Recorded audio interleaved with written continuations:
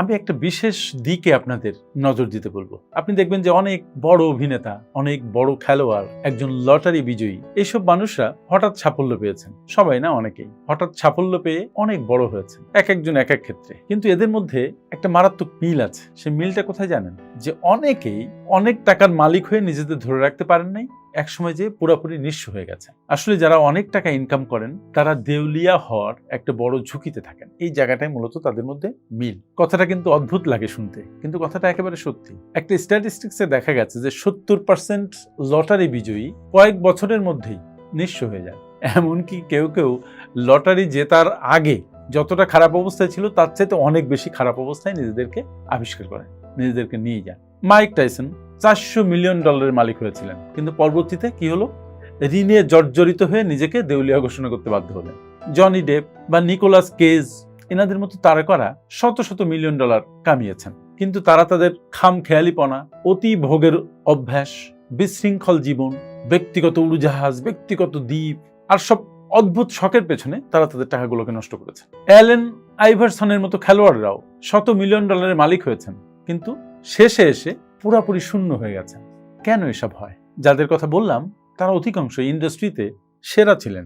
আমার পরিচিত এক বাঙালি ফ্যামিলি আমেরিকাতে লটারিতে কয়েক কোটি টাকা কামিয়েছিলেন, এখন অবস্থা আগের চাইতেও খারাপ। আসলে ঘটে কি মূলত? এটা নিয়ে একটু কথা বলতে চাই। আসলে তারা তাদের স্ব ক্ষেত্রে অনেক ভালো করেছেন, সুনাম কুড়িয়েছেন, অনেক টাকা ইনকাম করেছেন, ঠিক যেমন লটারি বিজয়ীরা টাকা ইনকাম করেন। কিন্তু তাদের সমস্যাটা কিন্তু খুব গভীরে প্রথিত। তারা আর্থিক ম্যানেজমেন্ট সম্পর্কে অজ্ঞ এবং তাদের মাইন্ডসেট খুব ডিফারেন্ট। তাদের খরচে মাইন্ডসেট, সম্পদ ধরে রাখার মতো মাইন্ডসেট তাদের নয়। তাদের মন প্রচন্ডভাবে ইনডিসিপ্লিনড। এজন্যই তারা শেষ জীবনে এসে অধিকাংশই শূন্য, দেউলিয়া। এই যে মানসিকতা, এই মানসিকতা মানে এটা এক ধরনের ট্র্যাপ। এই ট্র্যাপটাকে নাম দেয়া যায় bear trap, BEAR। John McGregor একটি বই লিখেছেন যার নাম হচ্ছে the top 10 reasons the rich go broke.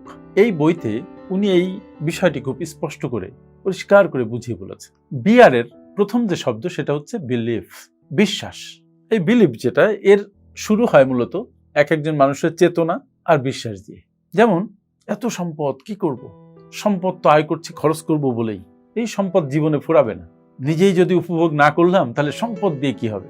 আরে আরেকটা কথা আছে যে তারা ভাবে যে আরে ভাই আমি এত টাকা পয়সা হিসাব করি, বুঝি না, তার মানে যে এত হিসাব করা দরকার নাই, we have plenty of fund.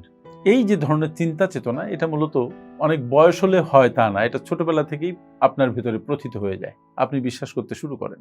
আর যে সেন্টেন্সগুলো আমি বললাম, এই সেন্টেন্সগুলো আপনার মনের মধ্যে সত্যি হিসেবে প্রথিত থাকে, কিন্তু আসলে এগুলো সত্যি নয়। আর এই বিলিফ সিস্টেম আপনাকে ধ্বংসের দ্বার প্রান্তে নিয়ে যায়।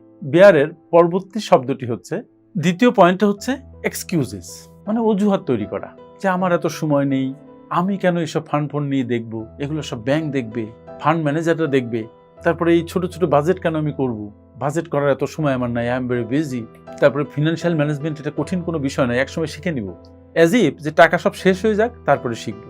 এই এক্সকিউজ আপনার ভিতরে লালিত থাকে, ওনাদের ভিতরে লালিত থেকেছে। এক্সকিউজের কারণে তারা কোনো স্টেপ নেয়নি, তারা কোনো কিছু শেখে নাই, নিজের ফান্ডকে ম্যানেজ করার জন্য কোনো উদ্যোগী নেয়নি। ফলে ফান্ডগুলো শুধু ড্রেন আউট হয়েছে, বিভিন্নভাবে আপনার পকেট থেকে টাকাগুলো বেরিয়ে গেছে। এই এক্সকিউজ এটাও ট্র্যাপের একটা অংশ এবং এটা খুব মারাত্মক ব্যাধির মতো। এটা আপনার টাকা পয়সা ম্যানেজমেন্টে আপনাকে বাধা দেয়, খরচ করতে প্রভোগ করে এবং সঞ্চয় থেকে আপনাকে দূরে রাখে, টাকাকে ধরে রাখতে আপনাকে অনুৎসাহিত করে।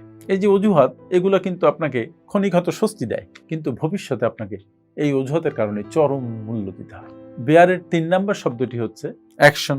দ্যাট ইজ, এবার কাজে নেমে পড়ো, মানে শুরু হয়ে খরচের পালা। দামি গাড়ি কিনো, দামি বাড়ি কিনো, হুটহাট ইনভেস্ট করো, বিলাসবহুল জীবনযাপন করো, বুঝে না বুঝে বিভিন্ন ক্ষেত্রে বিনিয়োগ করো, যে যা বলছে সেখানে বিনিয়োগ করো, মানে এলোপাতাড়ি অবস্থায় টাকাগুলোকে বিভিন্ন জায়গায় রাখা, পোর্টফোলিওকে মোটেও কোনো বুদ্ধিমত্তার সাথে ম্যানেজ না করা, ধার দেয়া, বিভিন্ন লোককে টাকা ম্যানেজ করতে দেয়া যারা টাকা ম্যানেজমেন্টের কিছু বুঝে না, মানে যেখানে কোনো মুনশিয়ানার কোনো ব্যাপার থাকে না। এইভাবে তারা অ্যাকশন পরিচালিত করে। তার ফলে কি হয়? টাকাগুলো দ্রুত শেষ হতে থাকে। যেভাবে কষ্ট করে অর্জিত হয়েছিল, খরচ তার চাইতে দ্বিগুণ বেগে কষ্ট না করে চলতে থাকে। ফলে টাকাগুলো ব্যাংক অ্যাকাউন্ট থেকে বেরিয়ে যায় এবং আলটিমেট রেজাল্ট হয় দেউলিয়াত্মপনা। নাম্বার 4, বিয়ারের লাস্ট শব্দ হচ্ছে রেজাল্ট, ফলাফল। ফলাফল তো আমরা বুঝতেই পারছি, অযাচিত খরচ করা, টাকাকে ম্যানেজ না করা, টাকা একবার হয়ে গেলে আর ইনকাম স্ট্রিমের দিকেও নজর না দেয়া, ফলে প্রথমে টাকা কমতে কমতে যেখানে যা আছে সেগুলো নজরের বাইরে যায় না, সেগুলো খরচ হতে থাকে। আলটিমেটলি দেউলিয়াত্মপনা চলে আসে। কেউ কেউ ঋণ করে মাইক টাইসনের মতো নিজেকে ডুবিয়ে ফেলেন। ফলশ্রুতিতে তারা দেখে যে তারা একা হয়ে গেছে, আশপাশ কেউ নেই, টাকাও নেই, তীব্র মানসিক অবসাদ, মানসিক চাপে ভুগতে থাকে। কেউ কেউ আত্মহত্যার কথা চিন্তা করে, কেউ আত্মহত্যা করেও বসে। এই যে ট্র্যাপ, এটা কিন্তু বুঝতে হবে, এটা কিন্তু স্কিলের অভাবে নয়, মূলত এটা মানসিক দারিদ্র্যের কারণে, এটা সঠিক মানসিকতার কারণে। আপনার ভেতরের মানসিকতা যদি ঠিক না থাকে, তাহলে পৃথিবীর সব সম্পদ যদি আপনার পায়ের কাছে এসে পড়ে, তাহলে দেখবেন আপনি আগের অবস্থানে ফিরে যেতে বেশি সময় নেবেন না, কারণ আপনার মনই তো তৈরি না। আপনার মনই সমস্ত কাজের শুরু করে, শেষ করে। সুতরাং মাইন্ডসেট ইজ ভেরি ইম্পর্টেন্ট। আর একটা কথা, এই যে ঘটনা, এটা শুধু কিন্তু মিলিয়নারদের ক্ষেত্রে প্রযোজ্য যে এমনটি, তা নয়। যিনি বলেন যে টাকা পয়সা হিসাব করার বিষয় না, টাকা পয়সা হাতের ময়লা, আমি এত কষ্ট করে কেন টাকা ম্যানেজ করব, এদের অধিকাংশই ভাগ্যে এরকমই জোটে, যদিও তারা অনেক ইনকাম করে। আর এই জন্য কিন্তু একটা কথা বলে যে সম্পদ অর্জনের জন্য কি লাগে, আপনার স্কিল লাগে। সবার স্কিল ছিল, সম্পদ অর্জন করেছে। তারপরে সম্পদ ধরে রাখার জন্য একটা জিনিস লাগে, সেটা হচ্ছে ডিসিপ্লিন। আর সম্পদ বৃদ্ধি করার জন্য, বাড়ানোর জন্য কি লাগে? লাগে আপনার রাইট মাইন্ডসেট।